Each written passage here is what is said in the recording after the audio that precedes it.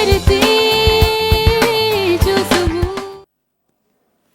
बिस्मिल्लाहिर्रहमानिर्रहीम, दुरूद सलाम मोहम्मद वाले मोहम्मद ते। अस्सलाम वालेकुम, गुड मॉर्निंग सभिनी घर वातियुनि खे चवंदासीं ऐं उमेद कयूं था तव्हां सभु घर वाती ख़ैरियत सां हूंदव, ठीकु ठाक हूंदव। हमेशह जीअं असां जॾहिं बि आगाज़ कंदा आहियूं प्रोग्राम जो त खोड़ सारी दुआउनि सां, प्यार ऐं मोहबतुनि सां आगाज़ कंदा आहियूं। तव्हांखे तव्हांजे पंहिंजे प्रोग्राम धरती जो सुबुह में वेलकम चऊं था ऐं मां सहर शहरज़वी ॿीहर तव्हां सां गॾु आहियां ऐं असांजी सॼी टीम असां सां गॾु मौजूदु आहे। ज़बरदस्त कचहरियूं अॼु कंदासीं। अॼु वारो प्रोग्राम इलाही स्पेशल आहे ऐं छो स्पेशल आहे तव्हांखे ख़बर आहे, अॼु फ्राइडे आहे। फ्राइडे वारो प्रोग्राम जेको आहे असां दिलि वटां कंदा आहियूं ऐं कोशिशि कंदा आहियूं त अहिड़ो प्रोग्राम कयूं त जीअं प्रोग्राम में असां ॻाल्हि ॿोल दिलि जी बि कयूं ऐं उहे ॻाल्हियूं कयूं जेके असां सिखणु पिराइणु चाहियूं था ऐं उहे ॻाल्हियूं उहे टॉपिक्स जे हवाले सां असां ॻाल्हायूं जिन ते जनरली असां कोशिशि करे कुझु पिराए सघूं ऐं ॿियो वरी जनरली जेके शयूं हलनि थियूं असांजे मुआशिरे में, असांजी सोसाइटी में, उन्हनि जे हवाले सां ॻाल्हि ॿोल थी सघे असांजी। ऐं कॾहिं ॾुख वारियूं ख़बरूं शयूं असां ॾिसंदा आहियूं छो त मां असांजो जेको सेगमेंट आहे अॼु जी अख़बार, उन अख़बार जॾहिं मां पढ़ंदी आहियां त उन में खोड़ अहिड़ियूं शयूं हूंदियूं आहिनि जेके तव्हांखे गिरां गुज़रंदियूं आहिनि, जेके तव्हां पढ़ंदा आहियो त ॾुख वारी कैफ़ियत तारी थींदी आहे, पर ख़ुशी जूं शयूं बि हूंदियूं आहिनि, ख़ुशी जूं ॻाल्हियूं बि हूंदियूं आहिनि ऐं उहे शयूं बि हूंदियूं आहिनि जेके असांजी ज़िंदगी जो हिसो आहिनि ऐं असां उन्हनि खां मोह नथा मोड़े सघूं। हक़ीक़त उहा शइ आहे जेके तव्हांखे फेस करणु खपे। मुआशिरे में बुरा हालात, सुठा हालात, सुठियूं शयूं, बुरियूं शयूं सभु गॾिजी हलंदियूं आहिनि। हर नेगेटिविटी पॉज़िटिविटी सभु शयूं हूंदियूं आहिनि, पर तव्हांखे फेस करणु खपे ऐं डिटरमाइन रहणु खपे। तव्हां तॾहिं ई कामयाबु थी सघंदो जॾहिं तव्हां में एतमाद हूंदो, जॾहिं तव्हां हिकिड़े हंधि बीह सघंदव। ऐं ॿी इहा शइ आहे त ॾुख सुख ज़िंदगी जो हिसो आहिनि, पर इंसान खे अॻिते वधणु खपे ऐं पंहिंजा आसे पासे जा जेके तव्हांजा रिश्ता आहिनि, जेके तव्हांजा मां चवां त उहे अज़ीम रिश्ता जेके जिन जी का क़ीमत न आहे, जेके इलाही क़ीमती रिश्ता आहिनि, उन्हनि जी तव्हां क़दुरु कंदा कयो, ख़्यालु रखंदा कयो सभिनी रिश्तनि जो। त अॼु कचहरियूं ज़बरदस्त हूंदियूं प्रोग्राम में। अॼु कोशिशि कंदासीं त आर्ट जे हवाले सां ॻाल्हाइजे ऐं असांजी हेल्थ जे हवाले सां ॻाल्हाइजे ऐं उहे शयूं प्रोग्राम में शामिलु कजनि त जीअं असां हिकिड़ो त फ्राइडे आहे, फ्राइडे तव्हांखे ख़बर आहे त ज़िक्र असीं नबी करीम सल्लल्लाहु अलैहि वसल्लम संदन आले मुबारक जो कंदा आहियूं ऐं ॿियो वरी जेको ज़िक्र आहे उहो कोशिशि कंदासीं त ॻाल्हि ॿोल जेका असांजी हूंदी उहा आर्ट जे हवाले सां या सिहत जे हवाले सां बि कयूं, छो त सिहत अहिड़ी शइ आहे जेका हज़ार नेमत आहे। सिहत ते कॾहिं बि तव्हां कंप्रोमाइज़ न कंदा कयो ऐं इन करे ई न कंदा कयो छो त तव्हां कुझु बि वठी सघो था, ख़रीद करे सघो था ऐं इंसानु हासिलु करे सघे थो, पर सिहत उहा शइ आहे जेसीं ताईं तव्हां जो मेंटल हेल्थ तव्हांजी सुठी न आहे, तव्हांजी लाइफ में तव्हां ख़ुशि न आहियो त तव्हां सेहतमंद नथा रही सघो। त सेहतमंद रहण जे लाइ ज़रूरी आहे त ज़हनी जिस्मानी तव्हांजी सिहत तॾहिं सुठी रहंदी आहे जॾहिं तव्हां पंहिंजी हेल्थ जे लाइ ख़ुशि रहंदा आहियो। ख़ुशी उहा नेमत आहे, उहा शइ आहे जेका तव्हांखे हेल्दी रखंदी आहे, तव्हांखे सेहतमंद रखंदी आहे। त चवंदा आहिनि हिकिड़ी सिहत हज़ार नेमतूं, इन करे ई चवंदा आहिनि तव्हां रिप्लेस नथा करे सघो। हूअं असां खोड़ शयूं आहिनि जेके वठी सघंदा आहियूं, बट सिहत उहा शइ आहे जेका असां ख़रीद नथा करे सघूं। उहा असांजी अंदरि जी जेका ख़ुशी आहे उहा असांखे हेल्दी रखंदी आहे। त हेल्दी रहंदा कयो ऐं आसे पासे जा जेके तव्हांजा फैमिली मेंबर्स आहिनि, जेके दोस्त अहबाब आहिनि, उन्हनि सभिनी खे ख़ुशि रखंदा कयो। ॿियो मां हिकिड़ी नंढड़ी ॻाल्हि इहा बि करणु चाहींदसि त इन ॻाल्हि जे हवाले सां ॻाल्हायूं त ॿारनि जी तरबियत इलाही मुश्किल हिकिड़ो मरहलो आहे। उनखे हल्को न वठणु खपे, ईज़ी न वठणु खपे, छो त रिसेंटली हिकिड़ो वाक़ियो अहिड़ो थियो आहे हैदराबाद में जेको इलाही जी झोरींदड़ आहे। त कोशिशि कंदा कयो त पंहिंजे ॿारनि में हिकिड़ो त कंपेरिज़न न कयो। ॿार जेके आहिनि उहे इलाही हसास हूंदा आहिनि, सेंसिटिव हूंदा आहिनि ऐं कॾहिं का अहिड़ी शइ करे छॾनि जेका माइटनि खां या कंहिंखां बि बर्दाश्त न थिए, छो त उहे हसास हूंदा आहिनि, सेंसिटिव हूंदा आहिनि। ऐं अफ़सोस जी ॻाल्हि इहा आहे त असां पंहिंजे ॿारनि खे गवाए रहिया आहियूं ऐं सिर्फ़ु इन करे त असां कंपेरिजन्स कंदा आहियूं। त कंपेरिजन ॿारनि में न करणु खपे त जीअं उहे कॉन्फिडेंट रहनि ऐं ख़ुशि रहनि। स्पेशली जेके भेण भाउ आहिनि उन्हनि में न करणु खपे, छो त पोइ ज़िद जो हिकिड़ो अंसर पैदा थींदो आहे, हिकिड़ो कॉम्प्लेक्स पैदा थींदो आहे ॿारनि जे अंदरि। पोइ उहे शयूं करे वठंदा आहिनि जंहिंसां सॼी ज़िंदगी माइट परेशान थी वेंदा आहिनि ऐं तकलीफ़ में रहंदा आहिनि। त इन करे पंहिंजे ॿारनि जो ख़्यालु रखो, उन्हनि जी तरबियत असां ईज़ी सम्झंदा आहियूं त बसि ॿारु पैदा थियो वॾो थी वेंदो, ईअं न आहे। उनखे असांखे प्रॉपर हिकिड़ी तरबियत करणी पवंदी आहे ॿार जी। ऐं अॼु तव्हांखे ॿुधायां त अख़बार अॼु छा थी चए, सोभ अख़बार मूं वटि आहे ऐं सुबुह मां अचण साण ई चवंदी आहियां त सोभ अख़बार पढ़िजे ऐं ॾिसजे त अॼु जे अख़बार में छा आहे। तव्हांखे मेन हेडलाइन ॿुधाईंदी हलां त सोभ अख़बार चवे थी, चूंडूं कराइण इलेक्शन कमीशन जी ज़िमेदारी आहे, 90 ॾींहं में चूंडूं न थियूं त आइन जी भञकड़ी थींदी सुप्रीम कोर्ट। हुकूमत पैसा नथी ॾे, फ़ौज वटां सिक्योरिटी ऐं अदलिया खां अमलो नथो मिले त शफ़ाफ़ चूंडूं कीअं करायूं वञनि इलेक्शन कमीशन। त मेन हेडलाइन आहे अॼु जी। ऐं ॿी हिकिड़ी सुठी ख़बर बि मूंखे सुठी लॻी। सखर में अॼु खां पीपल्स बस सर्विस शुरू। हुकूमत अवाम सां कयल वाइदनि ते अमल करे रही है। शर्जीलेना मेमण। अॼु खां तव्हांखे ॿुधायां त सखर में पीपल्स बस सर्विस जेका आहे स्टार्ट थी शुरू थी आहे। सखर जी आवाम जे लाइ जदीद ऐं महफ़ूज़ सफ़र, हुकूमत सिंध जी ख़ासि काविश जो मज़हर। बस सर्विस आहे, ऑब्वियस आहे असां वटि माण्हू ट्रेवल घणो कनि था त सेफ़ ऐं सिक्योर हुजणु तमामु घणो ज़रूरी आहे। सेफ़ ऐं सिक्योर मां इन हवाले सां थी चवां त हिकिड़ो त रोड बि सुठा हुजणु खपनि, ॿियो वाक़ई में बसुनि जी ऐं इन्हनि शयुनि जी असांखे ज़रूरत बि आहे, छो त असांजा माण्हू एवरी डे ट्रेवल कंदा आहिनि। मां पाण ॾिसंदी आहियां त एवरी डे ट्रेवल त हूंदो ई हूंदो आहे। ऐं ॿी हेडलाइन छा आहे? ॿी हेडलाइन आहे त ही मुंहिंजी हुकूमत न आहे। हिन वक़्तु वज़ीर आज़म शहबाज़ शरीफ़ आहे। बहरान मां नवाज़ शरीफ़ कढी सघे थो, मरियम नवाज़। आउं हिन हुकूमत जो हिसो न आहियां। असांजी हुकूमत तॾहिं थींदी जॾहिं नवाज़ शरीफ़ पाकिस्तान में हूंदो। बहरहाल ही ज़िंदगी जो हिसो आहिनि। सभु शयूं हलंदियूं रहंदियूं आहिनि, गवर्नमेंट, पॉलिटिक्स, सभु शयूं। ऐं गॾु गॾु सुठियूं बुरियूं सभु ख़बरूं बि असां कोशिशि कंदा आहियूं त प्रोग्राम में असां शामिलु इन करे कंदा आहियूं त अपडेटेड रहूं, रोज़ु छा थो थिए त उहो ख़बर पवंदी आहे। त ब्रेक वठूं था नाज़रीन। ब्रेक जेसीं हले थो त मां चांहि पंहिंजी ख़तमु कयां, तेसीं अदियूं असांजो जेके असांजो प्रोग्राम ॾिसी रहिया आहिनि, तव्हां बि चांहि तयारु कयो, चांहि खणी अचो, असां गॾिजी चांहि बि पीअंदासीं, कचरियूं कंदासीं, महिमान जेके हूंदा उन्हनि सां तव्हांजी कचहरी कराईंदासीं। पर सफ़ा नंढो ब्रेक है, stay tune, will be right back.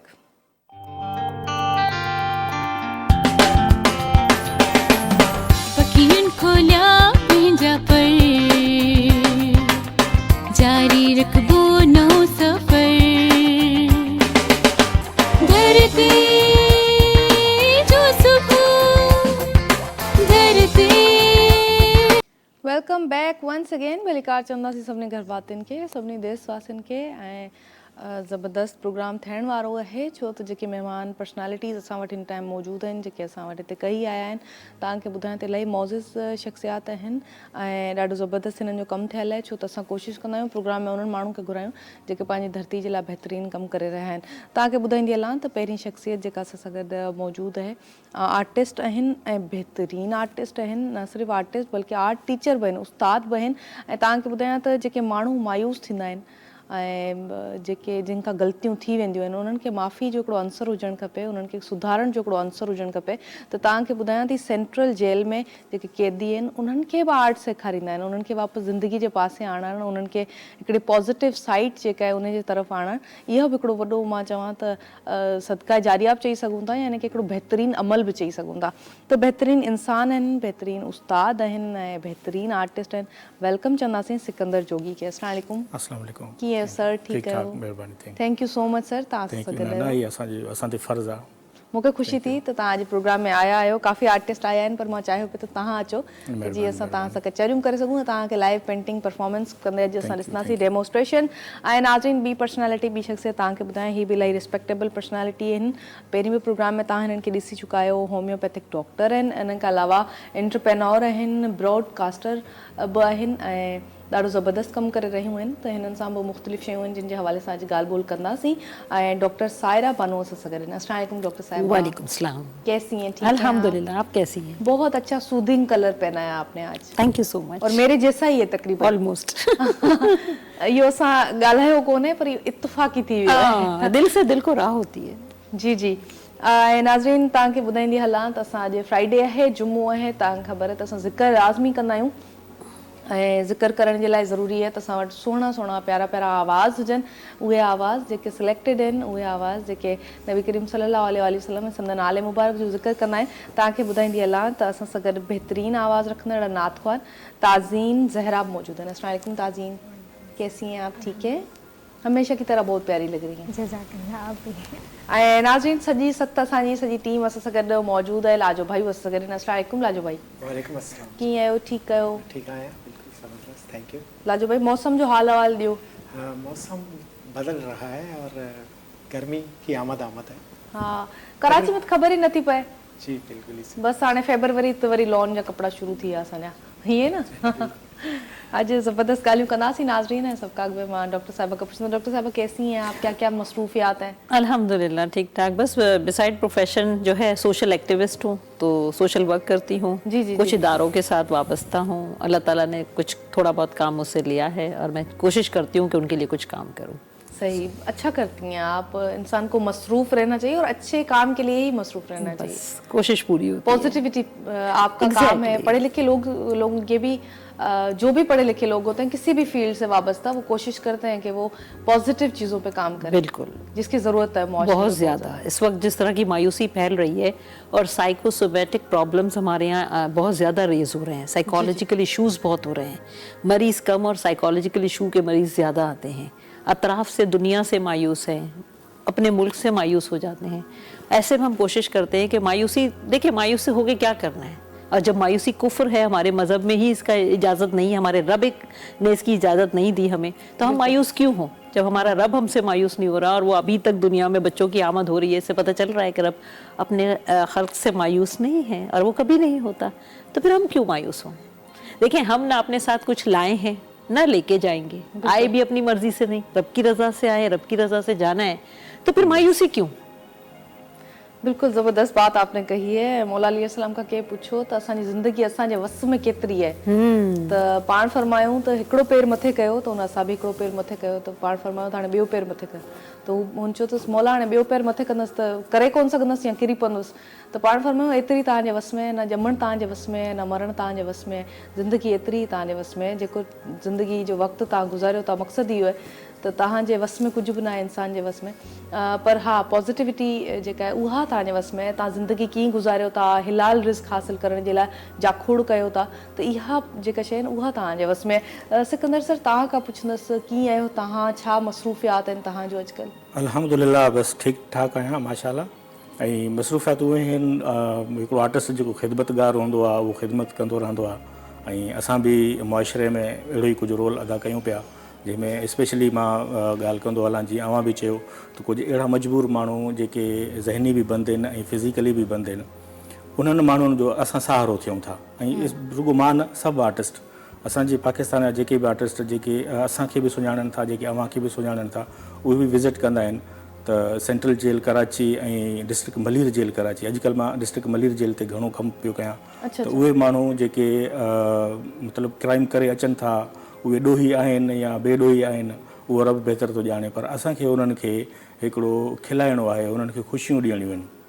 त छो त हमेशह जेको इंसानु सुठो कमु कंदो आहे उन सां बि सुठो ई थींदो आहे। सो इन करे असां स्पेशली ख़िदमत कयूं पिया, ऐं छो त असांजो हिकिड़ो बिलीव आहे रंगनि ते, छो त वी बिलीव इन कलर्स। सो असां रंगनि जे ज़रिए असां क़ैदियुनि खे हिकिड़ो एजुकेट कयूं पिया, उन्हनि खे फाइन आर्ट्स जहिड़ो जेको आहे सब्जेक्ट ॾियूं था पिया, उन्हनि ते लेक्चर कयूं था पिया, ऐं अल्हम्दुलिल्लाह उहो हाणे पॉज़िटिव रोल नज़र अचे थो।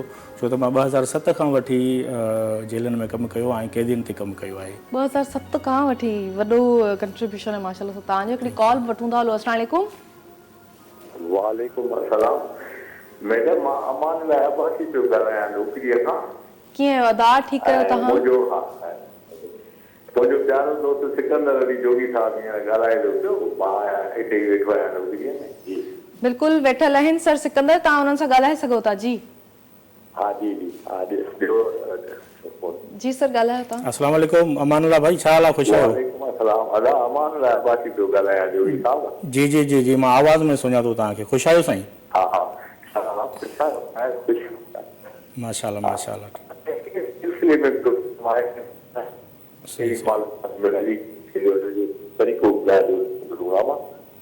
महिरबानी साईं महिरबानी। इन इनशाला खोड़ साथरा माण्हू आहिनि जेके सुठो ॻाल्हाइण वारा आहिनि, ऐं इनशाला जेको प्रोग्राम तव्हां सभिनी खे वणंदो, ऐं कोशिशि इहा ई हूंदी त असां पंहिंजे मक़सद में कामयाबु रहूं।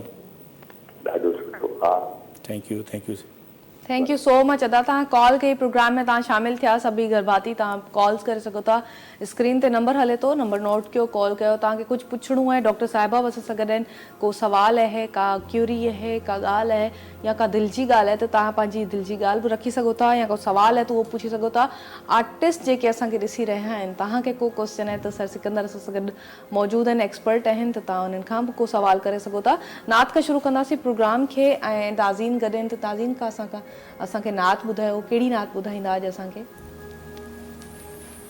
बहुत ही मशहूर कलाम है जी जी बिस्मिल्लाह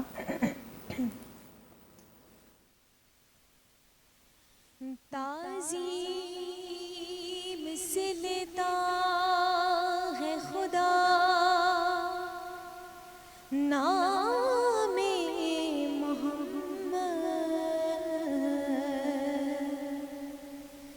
क्या शान है तेरी सल्ले अला नामे मोहम्मद अल्लाह करे अल्लाह करे उस पे हरामात से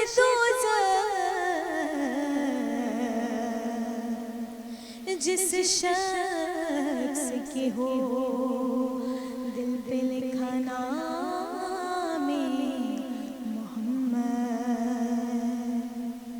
है ख़त्मे रुसूल मक्की मदनी कौनैन में तुम सा कोई नहीं है ख़त्मे रुसूल मक्की मदनी ख़त्मे रुसूल मक्की मदनी ख़त्मे रुसूल मक्की मदनी कौनैन में तुम सा कोई नहीं कौनैन में तुम सा कोई नहीं नूरे मुजस्सम तेरे सिवाय नूरे मुजस्सम तेरे सिवा महबूब खुदा का कोई नहीं है ख़त्मे रसूल ये शान तुम्हारी है आका ये शान तुम्हारी है आका तुम अर्श बरी पर पहुँचे हो तुम अर्श बरी पर पहुँचे हो ज़ीशान नबी है सब लेकिन ज़ीशान नबी है सब लेकिन मेराज का दूल्हा कोई नहीं है ख़त्मे रसूल और हो जाए अगर एक चश्मे करो हो जाए अगर एक चश्मे करो महशर में फना की लाज रहे महशर में फना की लाज रहे ऐ शाफ़े महशर तेरे सिवा शाफ़े महशर तेरे सिवा बख्शिश का वसीला कोई नहीं है ख़त्मे रसूल मक्की मदनी कौनैन में तुम सा कोई नहीं है ख़त्मे रसूल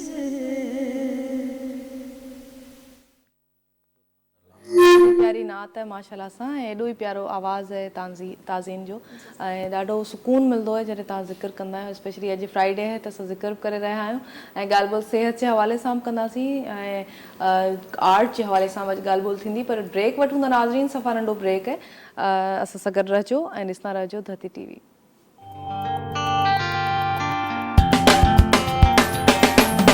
पखियुनि खोलिया पंहिंजा पर जारी रखबो नओं सफ़र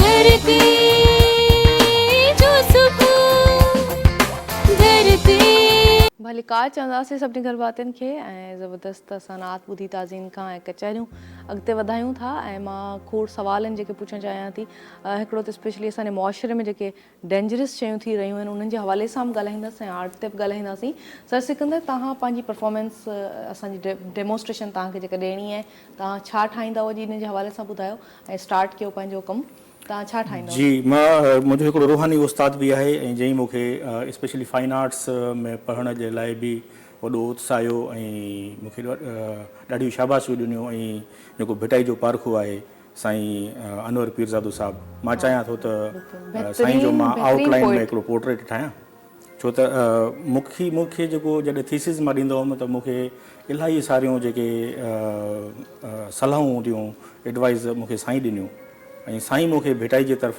वठी वियो त साईं चयो त भिटाई पोएट ऐं चवंदा आहिनि न पोइट्री जेका आहे उहा हिकिड़ी लफ़्ज़नि जी पेंटिंग आहे ऐं वरी पेंटिंग जेका आहे उहा वरी रंगनि जी पोइट्री आहे हिकिड़ी सो साईं जो वॾा अहसान आहिनि असां ते ऐं वॾी ॻाल्हि वरी इहा आहे त वरी साईं असांजे ॻोठ जो बि आहे ऐं असां हुनजे पाड़े जा आहियूं सो वॾो नालो आहे साईं अनवर पीरज़ादो मां स्पेशली चाहियां थो त मूंखे बि सुकून मिले ऐं तव्हां हुनखे ट्रिब्यूट ॾींदव मां हुनखे ट्रिब्यूट ॾियां थो हुनखे आउटलाइन में हिकिड़ो पोर्ट्रेट बिल्कुलु ज़बरदस्त वाह वाह थी वेंदी तव्हां पोर्ट्रेट पंहिंजो स्टार्ट कयो ऐं साईं अनवर पीरज़ादो जो वॾो नालो आहे बहितरीनु पोइट रहिया ऐं ज़बरदस्त उन्हनि जो कमु थियल आहे सिंध जे हवाले सां त उन्हनि जो पोर्ट्रेट सर सिकंदर जोगी पेंट करे रहिया आहिनि असांजे प्रोग्राम में लाइव ऐं गॾु मां गुफ़्तगू जेका आहे उहा साइकोलॉजी जे हवाले सां कई त डॉक्टर साहिबा असां सां गॾु मौजूदु आहिनि मुंहिंजो हिननि खां सवाल आहे कुझु टाइम अॻु में तव्हांखे ख़बर आहे बल्कि कुझु ॾींहं अॻु में एतिरा घणा ॾींहं आहिनि त्या 2-3 ॾींहं अॻु में हैदराबाद में जेको 6 क्लास जी नंढड़ी न्याणी जेका सुसाइड वारो केस हले थो मूंखे न आहे ख़बर त उहो इतफ़ाक़ आहे या सुसाइड आहे पर ॾाढी तकलीफ़ मां गुज़रियसि मां जॾहिं मां उनजो लेटर ॾिठो लिखियलु त तव्हां बि ॾिठो हूंदो त साइकोलॉजिकल ॿारनि में केतिरा प्रॉब्लम्स वधी रहिया आहिनि इन जो रीज़न छा है? मैं डॉक्टर साहिबा को पूछता हूँ। डॉक्टर साहिबा आप सिंधी समझती हैं? जी मैं समझती भी हूँ, कुछ बोल भी लेती हूँ, लेकिन बहुत ज़बरदस्त पॉइंट आपने उठाया है। इस वक्त क्राइंग नीड जिसको कहा जाता है ना, एक माशरे का बहुत ही तकलीफदेह पहलू भी है और तेज़ी से ये रुझान बढ़ता जा रहा है। बड़ी खूबसूरत बात कही सिकंदर जोगी साहब ने कि कलर से आप जो है ट्रीटमेंट करते हैं, आप उन कैदियों में पॉजिटिव एक्टिविटी लेके आते हैं, पॉजिटिविटी लाते हैं। ये पूरी साइंस है, कलर थेरेपी और जो है ना इस पे पूरा सब्जेक्ट्स है और उस पर काम होता है और उससे मेडिसिन भी बनती हैं। और उसके अलावा माशरे में तरबियतों का फुकदान हमें बहुत नज़र आता है। अगर 6 क्लास की अनफॉर्चुनेटली इस बच्ची का जो केस हुआ है, जितनी तकलीफ़ से आप गुजरी मेरा ख्याल है हम सब गुजर रहे हैं, और बहैसियत औरत, बहैसियत खातून होने के नाते हमें ज़्यादा इस तकलीफ़ का एहसास है। तरबियतों में फुकदान के लिए बहुत ज़रूरी है कि जो माएँ बच्चियाँ जिनके घरों में या बच्चे हैं, पैदाइश के बाद से लेके जो ग्रोइंग स्टेज पे जा रहे होते हैं, तो एक कंपैरिजन चल रहा होता है हमारे यहाँ कि फ़लाँ का बच्चा बहुत अच्छा पढ़ रहा है, तुम्हारी बहन बहुत अच्छा पढ़ती है, वो बहुत अच्छी है, घर में खाना अच्छा बना लेती है, या मेरे साथ काम करवाती है, तुम वो नहीं करती। कंपटीशन का ये दौर जो है ना, ये कभी कभी बहुत एग्रेसिव हो जाता है। और बच्चे आजकल के डिजिटल बच्चे हैं, एक तो ये जो मोबाइल का इस्तेमाल, स्क्रीन टाइम, उस पर ये एग्रेसिव कार्टून्स मार धाड़ वाले, इन्होंने बड़ा तबाही मचाई है।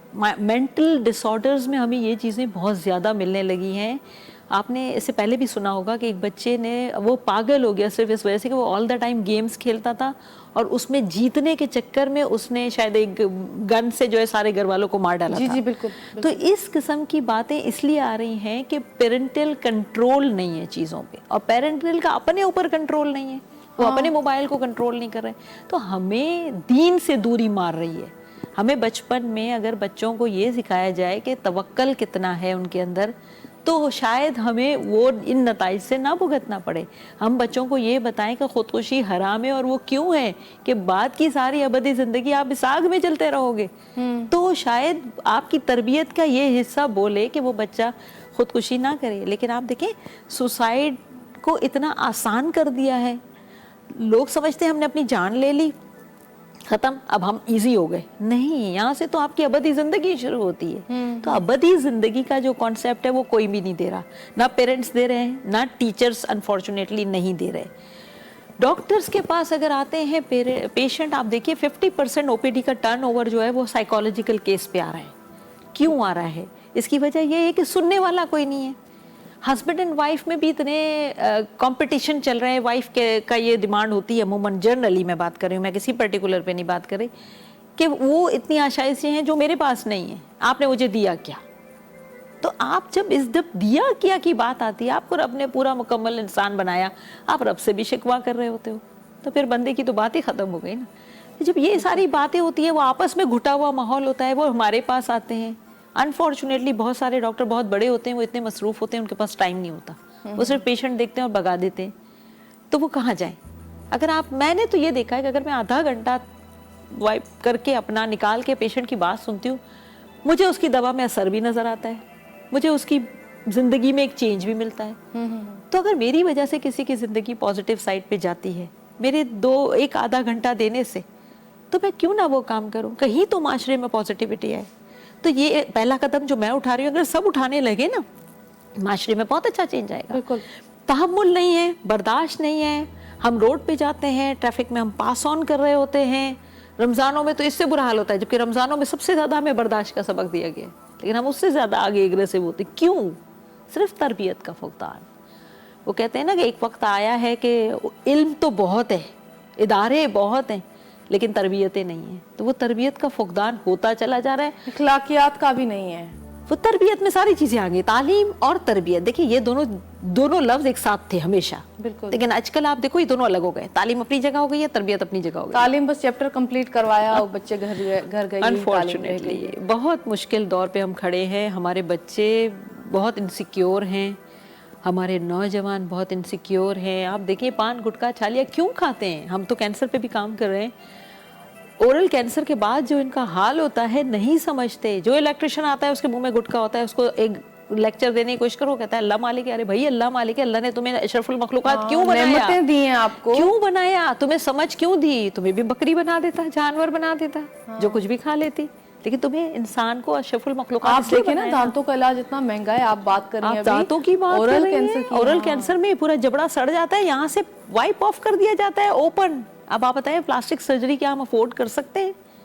उनके घर वाले, इनके मुंह में कीड़े लग जाते हैं, वो फेंक के चले जाते हैं हॉस्पिटलों में। हमने तो वो एनजीओज देखी हैं, कोई नहीं रख रहा होता। तो ये डॉक्टर ही मेरा ख्याल है वो होता है बेचारा जो आपको ट्रीटमेंट भी दे रहा है, और लेकिन आप उस स्टेज पे आते हो कि कुछ नहीं हो सकता फिर आपका। तो ऐसा क्यों अपनी ज़िंदगी के साथ?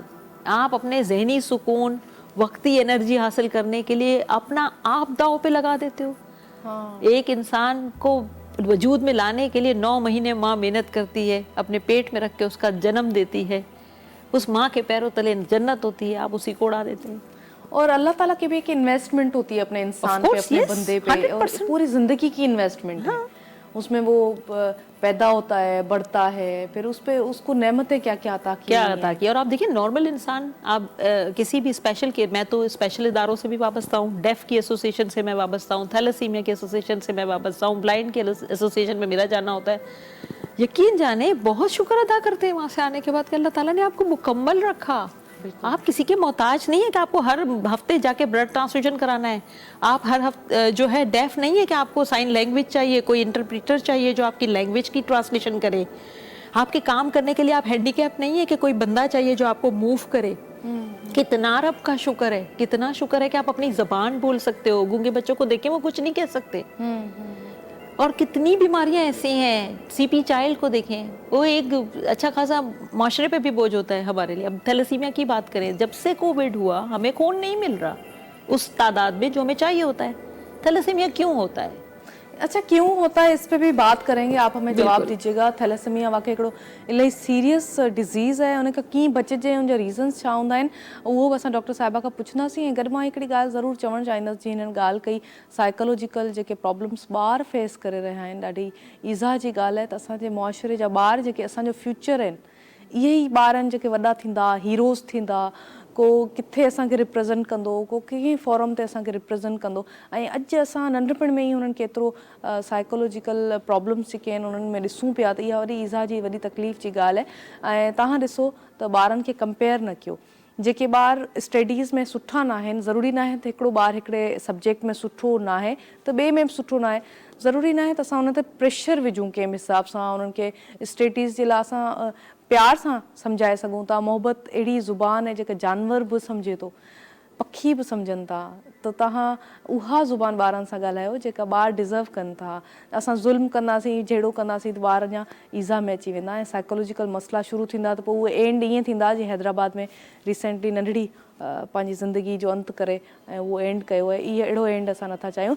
ब्रेक जो टाइम थियो नाज़रीन, ब्रेक वठूं था ऐं सफ़ा नंढो ब्रेक आहे। Stay tune, will be right back.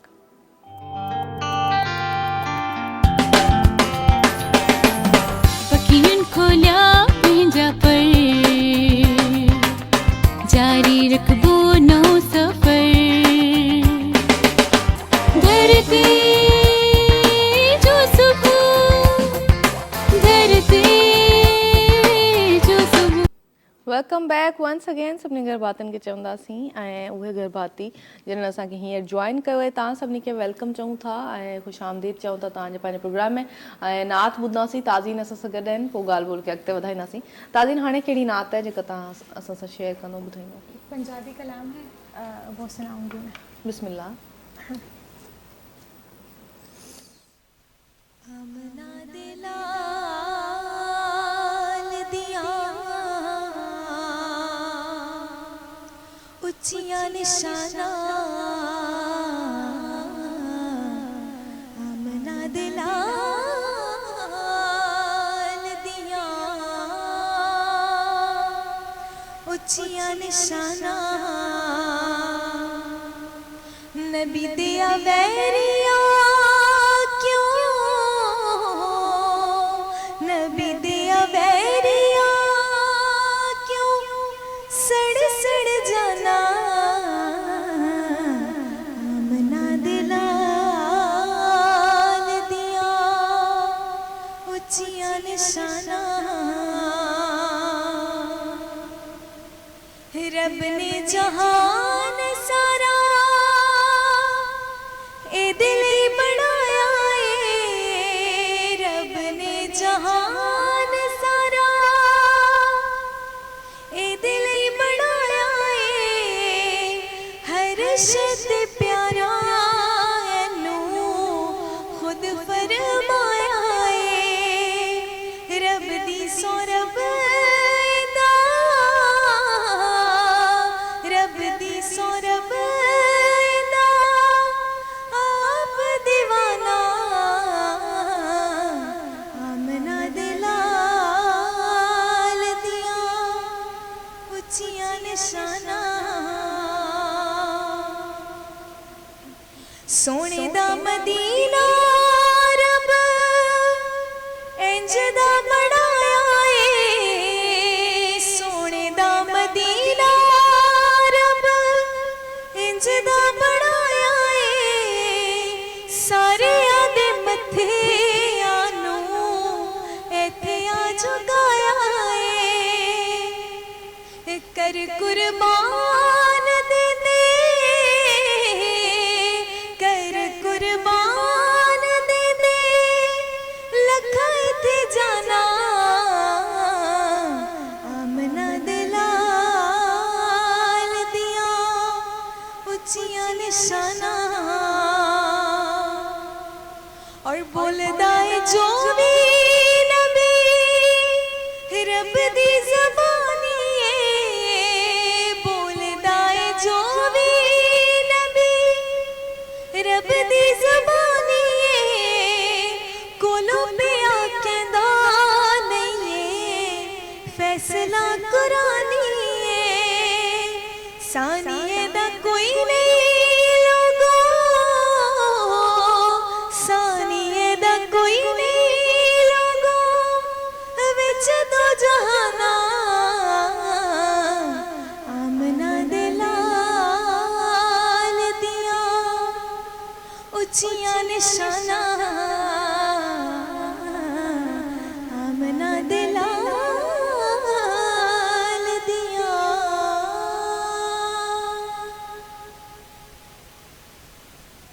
काइनात माशाल्लाह सां ऐं ज़िक्र ज़रूरी आहे उहो हर ज़िक्र जेको तव्हांजी रूह खे राहत बख़्शे माशाल्लाह सां ॾाढो ज़बरदस्त ज़िक्र ऐं असांखे ॿुधी ॾाढी ख़ुशी महसूसु थींदी यकीनन तव्हां बि इहा ख़ुशी महसूसु करे रहिया हूंदव ऐं सर सिकंदर पोर्ट्रेट ठाहे रहिया आहिनि गॾु डॉक्टर सायरा बस सां गॾु मौजूदु आहिनि त मुंहिंजा खोड़ सवाल हुआ इन्हनि खां मां हिकिड़ो थैलेसीमिया जे हवाले सां पुछो डॉक्टर साहिबा के सवाल डॉक्टर साहिबा थैलेसीमिया क्यों होता है उसके असबाब क्या हैं उसका इलाज क्या है थैलेसीमिया दरअसल एक मौरूसी मर्ज है।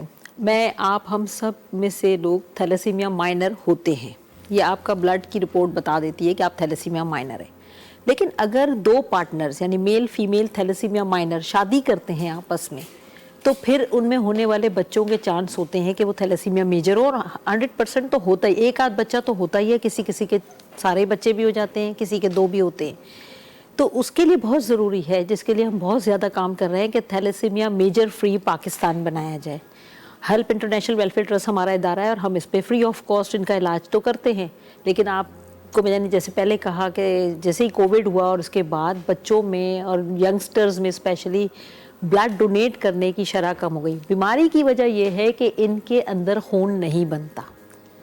पहले 6 महीने में बच्चा जब पैदा होता है तो आपको पता नहीं चलता इतना, क्योंकि वो आया थैलेसीमिया का पेशेंट है भी या नहीं, क्योंकि वो माँ के एडॉप्टेड खून पे चल रहा होता है। ग्रेजुअली जैसे ही उसका तमाम वर्क फंक्शन शुरू होता है बॉडी का, तो उसके अंदर खून बनना कम होता है। आपके टेस्ट से पता चलता है कि बच्चा थैलेसीमिया पेशेंट है और उसको खून लगेगा। अब आया वो साल भर के अंदर से शुरू होता है, 6 महीने के बाद से शुरू होता है, ना बनने की शरह कैसी है, रिपीटेशन कितनी है, किसी को हफ्ते में 3 दफ़ा खून लगता है। अब आप सोचें एक खून का पिंट लगवाना कितना तकलीफ दे होता है। ये छोटे छोटे मुन्ने मुन्ने बच्चे हर हफ्ते में 3 दफ़ा हमारे इदारे आते हैं खून लगवाने। प्रिकॉशंस क्या हैं अगर इससे बचा शादी जाए? से पहले अपना टेस्ट कराएं, अगर मोहब्बत की शादी भी है तो कुर्बान कर दें, वरना ऐसे बच्चे फिर आपका मुकद्दर हो जाएंगे। थैलेसीमिया वो ये बीमारी नहीं है, ये एक ऐसा सिंड्रोम है जो आपके सबके अंदर हो सकता है, लेकिन आपको अल्लाह ताला ने समझ क्यों दी है। बार बार मैं ये बात कहती हूँ, अशरफुल मखलूकात बनाया है। जब आपके हाथ में इतना इल्म है, हुनर है, आप चेक करें, अगर आपके 2 पार्टनर्स माइनर हैं तो आप आपस में शादी ना करें। ये आपको पता है दुनिया के ममालिक पता चलेगा इसकी कोई निशानियां हैं, सिंबल्स हैं? सिंबल से सिंपल थैलेसीमिया माइनर का कोई निशानी नहीं है। मैं आप हम सब हो सकते हैं, लेकिन जब हम अपना लाइफ पार्टनर सेलेक्ट करें तो एटलीस्ट एक ब्लड टेस्ट करवा लें उनका। दोनों अगर माइनर हैं तो शादी ना करें। इसीलिए हम कह रहे हैं कि शादी के लिए अब यहाँ तक भी बात हो रही है कि आप जब निकाह रजिस्ट्रेशन के लिए जाएं मस्जिदों में मौलाना, तो कम से कम वो CBC की रिपोर्ट दोनों की ज़रूर चेक हो, at least blood test report check हो कि अगर वो माइनर है तो आप रोकें। आपको पता है बड़े बड़े ममालिक से थैलेसीमिया फ्री हैं, वो नहीं करते शादियाँ, लेकिन हम अभी तक पोलियो को पाल के बैठे हुए हैं। तो फिर थैलेसीमिया तो बहुत बात की कहानी है। फिर दूसरी बात ये कि रिपोर्ट्स कराने को कोई तैयार नहीं होता। मेल ईगो इतना ज़्यादा है, लोग कहते हैं हमारे बच्चे में कोई बुराई थोड़ी। अरे भाई बुराई नहीं है, लेकिन वो जो बुराई बाद में आएगी ना, वो आप नहीं उठा सकते। अच्छा, फिर सबसे बड़ी बात, आप उनको ब्लड देते रहते हैं, वो जिंदा तो रह लेते हैं, लेकिन आप सोचें बड़े का ब्लड बच्चे को लग रहा होता है, उसमें आयरन की मकदार ज़्यादा होती है, उन बच्चों की तिल्ली बड़ी हो जाती है, उन बच्चों का दिल बड़ा हो जाता है, उनके दीगर आज़ा पे वो बड़ा ख़राब इम्पैक्ट होता है। फिर उसकी ट्रीटमेंट करनी पड़ती है जो ना होने के बराबर है, और उसकी दवाएं बहुत महंगी हैं। अच्छा, रेशो क्या है बच्चों में, लोगों में? देखिए हमारे पास जो है ना, लोग भी तो छुपा लेते हैं। हमारे पास तो लोग उस वक्त आते हैं जब बिल्कुल बच्चा हाथों से निकल रहा होता है, अच्छा, वरना लोग छुपा लेते हैं। तो ऐसे पाकिस्तान में अभी तक कोई काउंटेड ऐसी फैक्ट्स एंड फिगर एक्चुअल नहीं है, मगर हम ये कह सकते हैं कि साल में 5 से 7 हज़ार बच्चे थैलेसीमिया मेजर पैदा 5 से 7 हज़ार। अब आप सोचिए हर साल, और कितना ये एक मोहतात अंदाज़ा है, हो सकता है इससे ज़्यादा ही। हाँ, हमारे अपने इदारे में 250 बच्चे हैं। यकीन जाने डोनेशन जमा कर करके हमारी जो है ना जान ही निकल जाती है, क्योंकि दवाएं महंगी, इसके साथ फिर दवा भी तो देनी है ना। अच्छा, फिर जिंदगी का भी कोई भरोसा नहीं। अच्छा, गवर्नमेंट का इसके लिए कुछ भी ऐसा कोई इक़्तिदामात, कुछ ऐसी चीज़ नहीं है, कोई स्ट्रेटजी जो थैलेसीमिया के अभी बच्चों तक पे तो काम कोई करे? ऐसी मेजर लेवल पे तो कुछ नजर नहीं आई। हमने तो कभी गवर्नमेंट इदारों में भी नहीं देखा कि बच्चा जब पैदा होता है तो या माँ का या बाप का या शादी के टाइम कोई ऐसा फैसला ले लिया जाए। हमने बारहा इस चीज़ को प्रेजेंट किया है। हमारे साथ और भी NGOs हैं थैलेसीमिया की, बड़ी नामी ग्रामी NGOs हैं, और वो भी इस बात को प्रोजेक्ट करती हैं कि आप शादी से पहले टेस्ट कराएं, या कम से कम कोई ऐसा पैमाना होना चाहिए कि आपके CNIC पे लिखा हो। मैं तो कहती हूँ CNI, ये मेरा सजेशन तो ये कि CNIC पे थैलेसीमिया माइनर लिखा होना चाहिए। भाई 18 साल की उम्र में बनता है ना, अगर हर माइनर का CNIC, वो तो हर जगह जमा होगा आपका। हाँ बिल्कुल। तो वो कितना आसान हो जाएगा हमारे लिए। बच जाएंगे आप बहुत सारी बच चीज़ों से। सकते हैं, और हम बच सकते हैं। और जरूरत के साथ जैसे वक्त चेंज होता है, हमें चेंज हो जाना चाहिए। ऑफ कोर्स यस। मौला अलैहि सलाम फरमायो तो पंहिंजे ॿारनि जी तरबियत तव्हां नए अचण वारे दौर जे हिसाब सां कयो, छो त उहो मुख़्तलिफ़ दौर लाइ पैदा थिया आहिनि, तव्हां मुख़्तलिफ़ दौर लाइ पैदा थिया आहियो। दौर जी जेका तब्दीली आहे, जेको चेंज आहे, उनखे पंहिंजी ज़िंदगी में ऐड कयो। इहा का बुराई न आहे, पर डॉक्टर साहिबा जी ॻाल्हि से तव्हां बची वेंदव। त सर सिकंदर जोगी पोर्ट्रेट ठाहे रहिया आहिनि, सर अनवर पीरज़ादा जो। ऐं सर किथे पहुतो तव्हांजो पोर्ट्रेट? माशाल्लाह आउटलाइन अची वई आहे हिन जी, ऐं जल्दी ई ख़तमु थींदो। सही। कहिड़ी सर मीडियम में करे रहिया आहियो तव्हां? मां चारकोल पेंसिल में पोर्ट्रेट कढां थो, छो त मूंखे ही साईं जॾहिं हिन दुनिया में हयात हुया न, तॾहिं बि साईं जो मां पोर्ट्रेट साम्हूं विहारे करे ऐं सरसरी स्केच ठाहियो, उहो साईं खे वणियो। मूंखे चवंदो बि हुयो त हे जेके नंढड़ो नंढड़ो कमु आहे न, इहो ई इनकलाब आहे। सही। हा, असल में विजन हूंदो आहे न, उन्हनि खे ख़बर आहे तव्हां जेकॾहिं माना कंप्लीट था कयो न कंहिं बि शइ खे, तव्हां जेकॾहिं कंप्लीट था कयो त तव्हां में मगरूरी अची वेंदी। थोरो माना थोरो थोरो कमु कंदा हलंदो त तव्हां में स्टूडेंटपन जेको आहे न, शागिर्दपन उहो रहंदो। आर्ट में तीअं जेतिरो सिखो। हा बिल्कुलु। सो साईं जो उहे लफ़्ज़ मूंखे, जीअं तव्हां मूंखे इनवाइट कयो त उन खां पोइ मूंखे साईं जा अल्फाज़ यादि आया। मां चयो मां साईं खे ट्रिब्यूट ॾींदुमि। न सुठो कयो आहे सर। इहो बि पुछंदसि त आर्टिस्ट जेको आहे न, हिकिड़ो मुआशरे में चेंज आणे सघे थो, कहिड़ो चेंज आणे सघे थो आर्टिस्ट? हीअ सभ खां वॾो सुवालु इहो आहे। ऐं मुंहिंजे ख़्याल में जेको आहे कलर जेके आहिनि उहे इंसान जे ज़िंदगीअ ते फौरी असर अंदाज़ कंदा आहिनि। जेको रंग असर अंदाज़ कंदो आहे त मुंहिंजे ख़्याल में उहो उनखे चेंज थियणु खपे। तव्हां इहो प्रैक्टिकली ॾिठो हूंदो? जी जी जी। मां इहे जेलनि में 2009 में जॾहिं मां एग्ज़िबिशन कई सेंट्रल जेल में, त मां बैकग्राउंड में लिखियो हुयो त वी चेंज बिहेवियर। त हाणे सिंध जे तमामु जेलनि ते बि वी चेंज बिहेवियर लिखियलु आहे। छो त रंग, हालांकि ॾिसो न, एजुकेशन अंदरि बि अॻु में बि हूंदी हुई, मुख़्तलिफ़ ट्रेडिशनल जेके जेल जा आर्ट हूंदा उहे बि उन्हनि खे कराईंदा, पर हाणे चेंज इन करे थियो आहे जो हाणे जेको फ़िल वक़्तु असांजो मौजूदा IG काज़ी नज़ीर अहमद साहिबु आहे, इन जो बिलीव आहे त रंग असांखे फौरी तौरु असरु कंदा ऐं असांखे चेंज कंदा। त छो न असां उहे माण्हू जेके बंदूकनि ऐं रत सां खेॾण वारा आहिनि, उन्हनि खे रंग ऐं बुरश ॾियूं। त इन करे मुंहिंजे ख़्याल में आर्ट जेको आहे स्पेशली मुआशरे में सुठो क़दम आहे ऐं बहितरीनु चेंज आहे हिकिड़े क़िस्म जो। ऐं उन खां पोइ त वरी ईअं बि आहे त असांजे मुआशरे में जेकी क्रिएशन आहे न, उहा आर्ट जे ज़रिए ई अची सघे थी। त तव्हां जंहिंखे बि पेंसिल, छो त हाणे ॾिसो न, असांजी जेका एजुकेशन आहे उहा बि आर्ट्स ते ई डिपेंड थी करे। हाणे MA master in arts, BA bachelor in arts. हाणे जॾहिं आर्ट्स ई आहे, असांजी एजुकेशन ई आर्ट सां आहे, त पोइ छो न असां आर्ट जे ज़रिए ख़िदमत कयूं। हा बिल्कुलु। त मुंहिंजे ख़्याल में आर्ट जेको आहे उहो इंसान जी ज़िंदगी में बहितरीनु चेंज आणे सघे थो। मुआशरे में बि आणे सघे थो। मुआशरे में बि आणे सघे थो।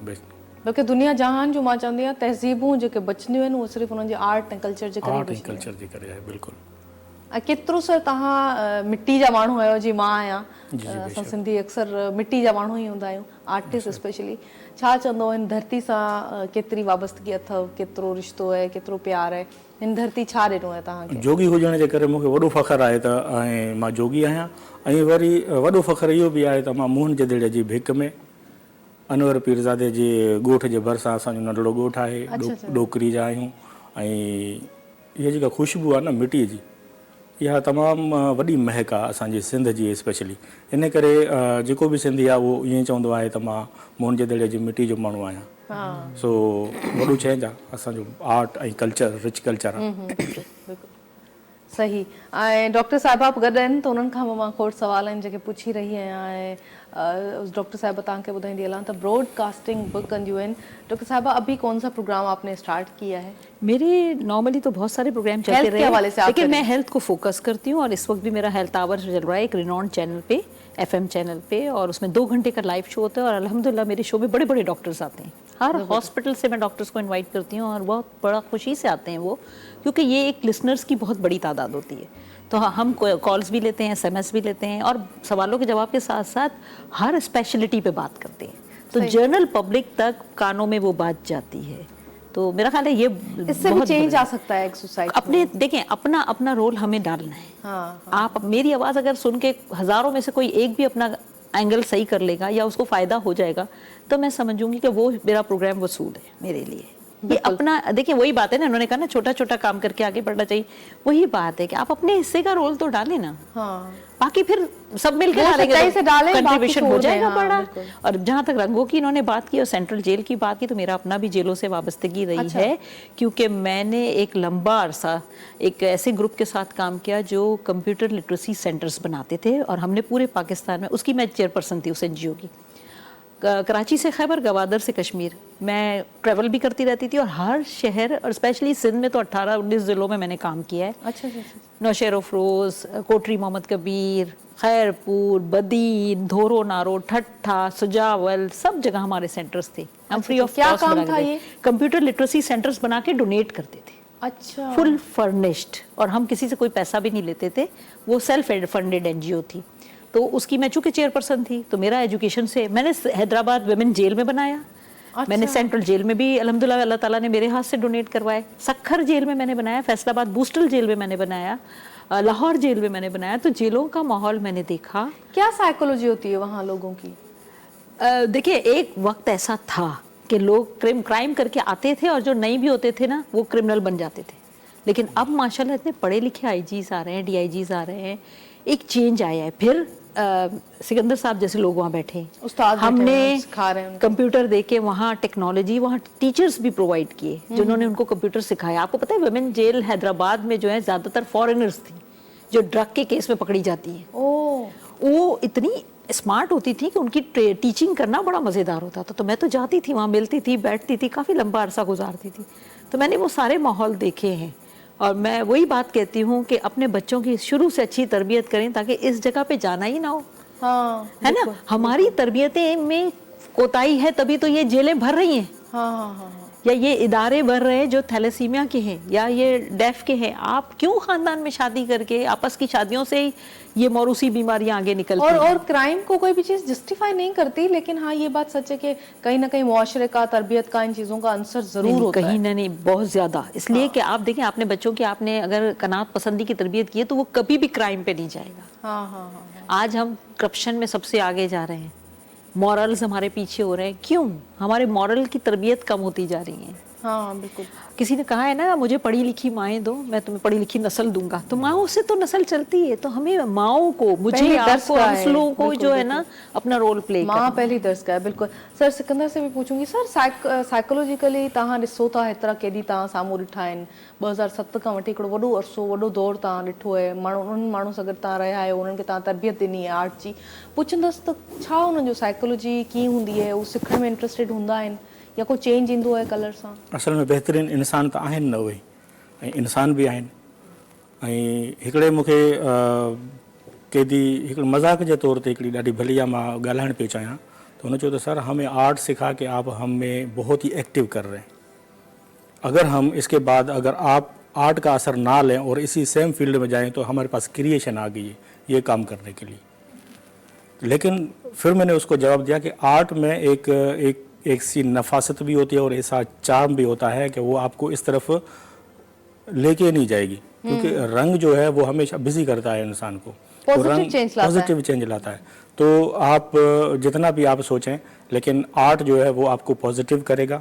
क्योंकि एक दिन मुझे कहा था कि सर अब मुझे बर्फ़ अच्छी लग रही, मूंखे बर्फ़ सुठी थी लगे, मां तो चंद लम्हन में न समझ सघियो उनखे तो बर्फ़ छो थी सुठी लगे, बर्फ़ उनखे थधी चयो, बर्फ़ तो हूंदी थधी आहे। बाद में मां ये पंहिंजे सोच में इहा शइ रखी त ही गरम दिमाग़ हूंदो हो, ही जेकी बि थधियूं शयूं उनखे थधियूं कोन लॻंदियूं, ही ॿाहिरि विढ़ंदो रहंदो हो, खीर वारनि सां, दुकाननि वारनि सां झेड़ा हे हो। पर हाणे चए थो त मूंखे आर्ट जेको आहे न एतिरो नफ़ीस करे छॾियो आहे, मूंखे एतिरो पॉज़िटिव करे छॾियो, हाणे मूंखे थधियूं शयूं थधियूं लॻनि थियूं। त मुंहिंजे ख़्याल में तव्हां फाइन आर्ट्स जो हिकिड़ो चार्म ॾिसो जेको केतिरो चेंज आंदो आहे। ऐं मां हिकिड़ी ॿी बि प्राउडली ॻाल्हि कंदो हलां त मां तक़रीबन 2007 खां वठी अॼु ताईं 3500 कैदियुनि खे पढ़ाए चुको आहियां। 3500 कैदियुनि खे उन में 80 आर्टिस्ट बहितरीनु आर्टिस्ट ॿिया बि भला आहिनि पर हे 80 मां इन करे थो चवां जो हू ॿाहिरनि मुल्कनि में बि वञी करे आर्ट जे ज़रिए पैसा कमाइनि था ऐं हिकिड़ो त असांजो मतलब शागिर्द वो एतिरो सुठो आर्ट उन्हनि कयो तो अॻिते वञी पंहिंजे मुल्क खे रिप्रेज़ेंट पिया कनि वाओ हिकिड़ो सुठो चेंज आहे छो त माफ़ी जो जेको अंसर आहिनि उहो हुजणु खपे गलतियूं कोताहियूं इंसाननि खां थींदियूं आहिनि पर वरी उन्हनि खे तव्हां अगरि पॉज़िटिव लाइफ जे पासे आणियो त इन खां वॾो को चेंज न आहे ब्रेक वठूं त नाज़रीन हिकिड़ो सफ़ा नंढो ब्रेक आहे stay tune will be right back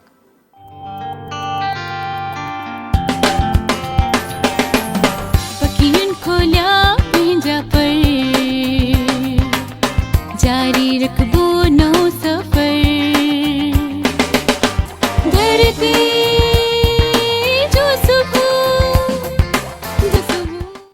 मोटी वञिणो आहे यार तो वटि पंहिंजा रंग छॾे अयास तीअं चयो त मोटी वञिणो आहे यार तो वटि पंहिंजा गीत छॾे पर मां वरी आर्टिस्ट आहियां सिकंदर सर वेठल आहिनि त मां चवंदसि त मोटी वञिणो आहे यार तो वटि पंहिंजा रंग छॾे ज़िंदगी आहे इंसाननि जी ऐं आर्टिस्ट उहे माण्हू जेके असांखे रिप्रेज़ेंट कनि था ऐं असांजो पॉज़िटिव इमेज असांजो सुठो इमेज जेको आहे उहो मुआशरे जे साम्हूं आणनि था वॾी तब्दीली वॾो चेंज जेको आहे असां आर्ट सां आणे सघूं था त सर सिकंदर असां सां गॾु मौजूदु आहिनि ॿारनि खे बि पढ़ाईंदा आहिनि त मां इन हवाले सां पुछंदसि सर ॿारनि खे जॾहिं असां आर्ट सेखारींदा आहियूं पढ़ाईंदा आहियूं त उन्हनि में छा चेंज ईंदो आहे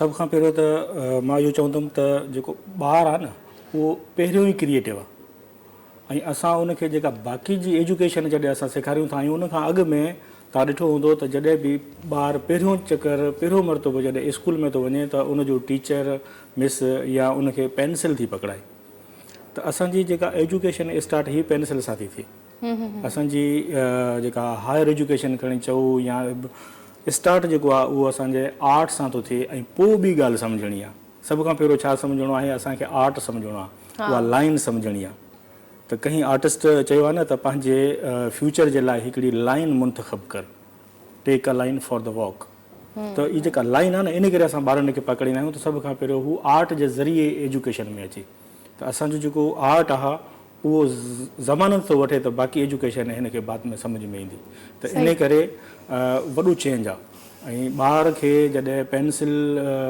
सां उन सां दोस्ती थी वञे ऐं उन खां पोइ रंगनि सां ऐं तव्हां ॾिसंदा हूंदो असां वॾा आर्टिस्ट जेके बि आहिनि उहे रबड़ बि खणी ड्राईंदा आहियूं या का शइ मुतमैन नाही कंदी त उनखे इग्नोर कंदा आहियूं ॿारु ईअं न कंदो आहे ॿारु ईअं बग़ैर ख़ौफ़ जे ईअं लाइन खणी ईंदो आहे ऐं उहा ई लाइन उनजा एक्सप्रेशन उहा ई लाइन उनजी एजुकेशन आहे सो असांखे छो न असां वॾनि खे बि ईअं तालीम इहा ई हासिलु करणु खपे त जंहिं में हिकिड़ी ग़लती न हुजे जीअं ॿारु कॉन्फिडेंटली पंहिंजे ड्रॉइंग ते उबूर हासिलु करे थो ईअं असांजी एजुकेशन में बि इहा ई शइ हुजे उन में काई बि अहिड़ी शइ हुजे जो उनखे मिटाइणी न पए क्रिएटिव अप्रोच वधंदी त ॿार वधीक सोचे सघंदो उन में हिकिड़ी हथ में ताक़त ईंदी उनजी सलाहियतनि में ताक़त ईंदी ऐं उहो तॾहिं थींदो आहे जॾहिं उन वटि आर्ट ईंदो आहे ऐं आर्ट सम्झ में ईंदो आहे त मुंहिंजे ख़्याल में जेका आर्ट आहे जेका इनिशिएटिव आहे उहो आर्ट सां ई स्टार्ट थो थिए त मुंहिंजे ख़्याल में बाक़ी एजुकेशन त चेंज आहे उन में त आर्ट जेको आहे उनखे बाक़ी शयुनि खे सम्झण जे लाइ हथी ॾिए थी कहिड़ो चेंज आणे सघिजे थो सही असां हिकिड़ो पैकेज तयारु कयो आहे सिकंदर जोगी जे आर्ट जे हवाले सां अचो ऐं गॾिजी ॾिसूं था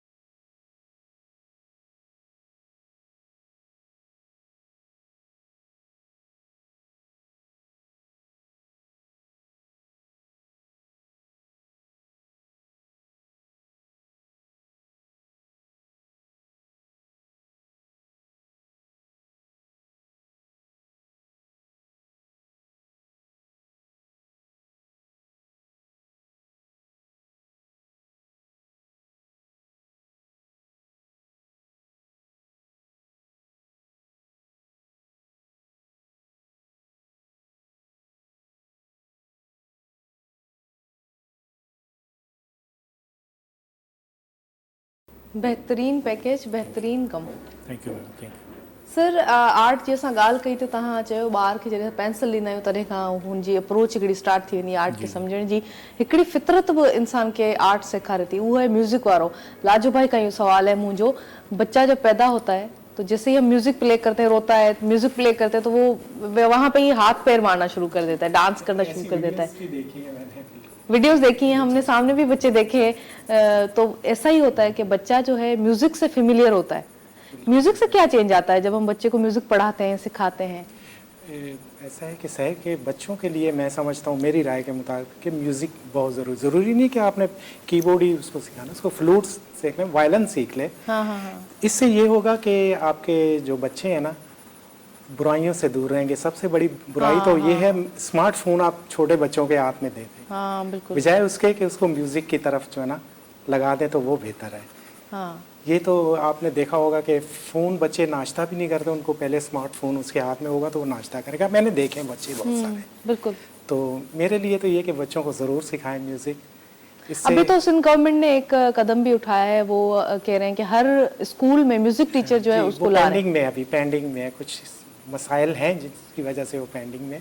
और बड़े बड़े स्कूल जो कराची के, उनमें तो उन्होंने म्यूज़िक टीचर रखे हुए हैं, तो वो उनको मिली नगमे वगैरह जो भी है वो उन्हें, उससे ज़रूरी नहीं कि आपने फिल्मी गाने, मिली नगमे और बहुत सारी सॉन्ग्स हैं, इस तरह से वो चेंज आता है। बिल्कुल आपकी बात ठीक है लाजो भाई।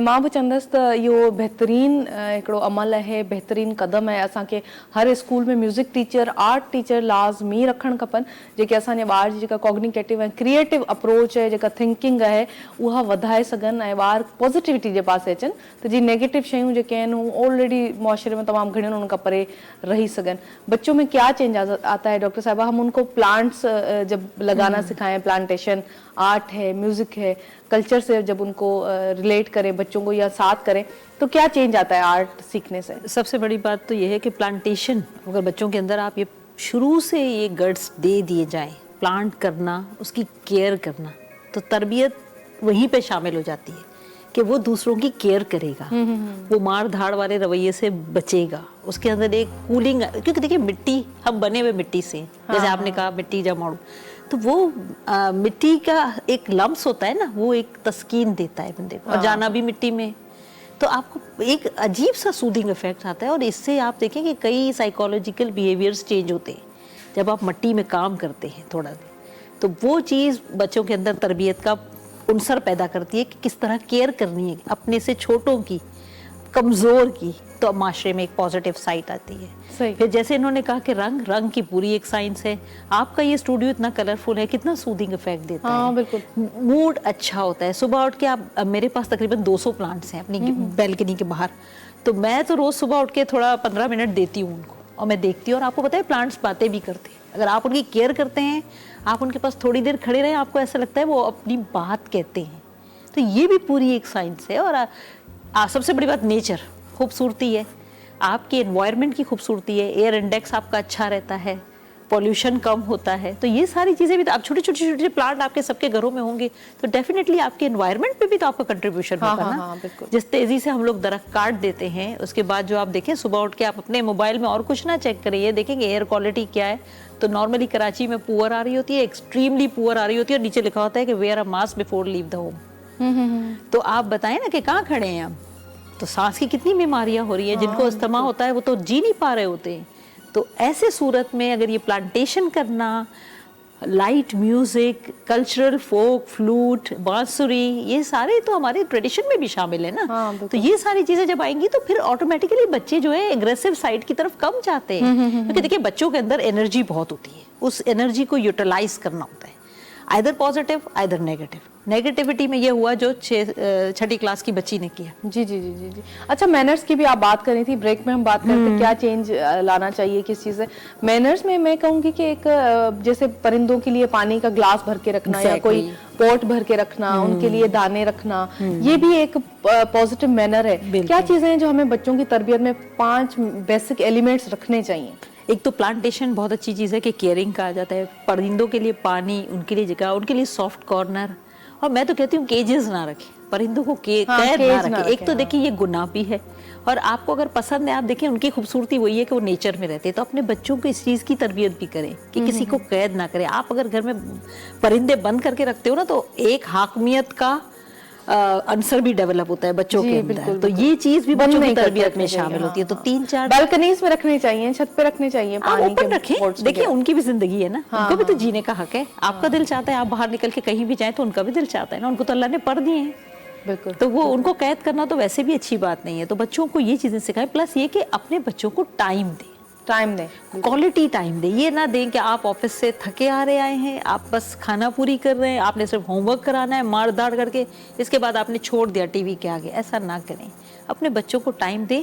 और सबसे बड़ी चीज़, अपने बच्चों को हक ज़रूर किया करें, उनको गले लगाएं।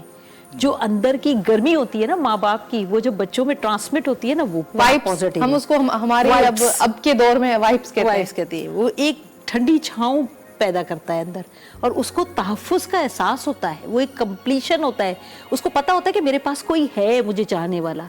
फिर ये स्टेज नहीं आती कि वो अपनी ज़िंदगी ख़त्म करता है। बेहतरीन बात कही डॉक्टर साहिबा आपने। सर सिकंदर, तव्हां छा मैसेज ॾियणु चाहींदा अंत में? पोर्ट्रेट तव्हांजो कंप्लीट थी वियो? ऑलमोस्ट बस थोड़ो रहे थो, जेको सरसरी जेको मां चाहियां पियो उहो थी वियो आहे। सही। ऐं इहो असां इन जो फ्रेम सुफियान जो फ्रेम ठाहियो ज़ूम करे, ज़बरदस्त पोर्ट्रेट सर अनवर पीरज़ादा जो लाइव ठाहियो आहे सिकंदर जोगी, ऐं बहितरीन चारकोल में कमु कयो अथनि, सफ़ा लाइट पर बहितरीन, बिल्कुलु ज़बरदस्त। ऐं सर मैसेज छा ॾींदा व्यूवर्स खे? छा मैसेज इहो ई आहे त जीअं हाणे मैम ॾाढी भली ॻाल्हि कई त ॿारनि ते तवजो ॾियणु खपे। ऐं जेको अॼुकल्ह जेको हालात हले थो पियो, जेको स्ट्रीट क्राइम आहे, ॿारनि खे अकेलो न छॾिजे। ॿारनि खे तव्हां अकेलो छॾींदो त पोइ असां पाण पछताईंदासीं, छो त असां क्राइम खे नथा रोके सघूं, पाण खे त रोके सघूं था। सो बहितरीन तरीक़ो इहो आहे त सभ खां पहिरियों पंहिंजे घर ते तवजो ॾिए, ऐं इनिशियल जेका एजुकेशन आहे उहा माउ या पीउ उनखे पाण पढ़ाए, ताकी ॿार स्कूल में वञी ऐं ओपरो न सम्झे त मां हिकिड़ी अलॻि दुनिया में अची वियो आहियां। उनजो माहौल ठहियलु हूंदो त मुंहिंजे ख़्याल में उहो स्कूल सां दिलि लॻाईंदो। त इन करे पेरेंट्स खे खपे त सभ खां पहिरियों हू पंहिंजे ॿार जे लाइ स्कूल थी वञनि।